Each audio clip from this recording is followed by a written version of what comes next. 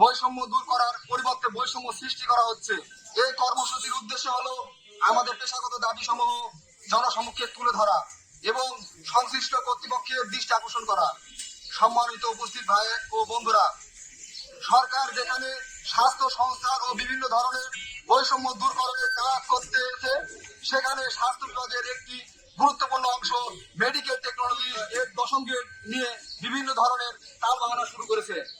বাংলাদেশ থেকে বৈষম্য দূর করার পরিবর্তে বৈষম্য সৃষ্টি করা হচ্ছে। আমরা চাইলে কর্মবিরতির মতো কঠোর কর্মসূচি দিয়ে সাধারণ মানুষের স্বাস্থ্য সেবা কর্মসূচি দিতে আমরা বাধ্য হবো। আমাদের প্রাণের দাবি। এর পূর্বে যারা ছিল টেকনোলজিস্ট এবং বাদে যারা ডিপ্লোমা ইঞ্জিনিয়ার নার্স তারা দশম গ্রেড পেয়ে গেছে, আমাদের নিম্ন দাবি আমাদের দশম গ্রেড দেওয়া হোক। তা না হলে আমাদের কর্মসূচি প্রত্যাহার, কর্মবিরতি এবং বড় কর্মসূচি বাধ্য হবে ইনশাআল্লাহ।